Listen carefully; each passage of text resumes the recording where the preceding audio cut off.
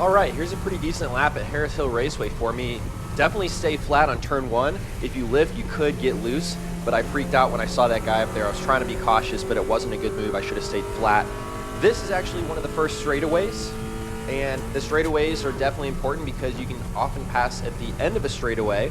I don't pass here, but I do get a lot closer to these bunched up cars. One thing I realize in racing is when there's a lot of cars around, it can slow everyone down, so they bunch up.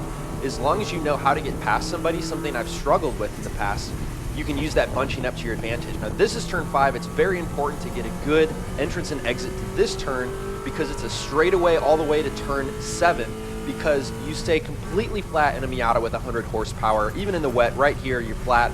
And then as we approach turn 7, this is definitely my favorite spot to pass, even though I didn't pass here right this time. Nothing too crazy about this one. A lot of bumps right there in real life. I know people have this on Assetto Corsa as well. Not sure if the bumps are there. I should have started this one wider and should have stayed flat here, but the track was a little bit wet and there was a person in front of me, so that's why you can hear on my engine I lifted a little bit. Now this guy was going pretty slow. I did make a pass right here. This is the this is the hairpin. So as long as it's wet, as long as you're straight when you're braking, you have 90% of your braking power. And I waited to turn until I was off the brakes. And so I did get a good pass. This is a tough hill for the Miata with 100 horsepower, but thankfully I made it and I'm continuing to work my way up. So I hope that was helpful.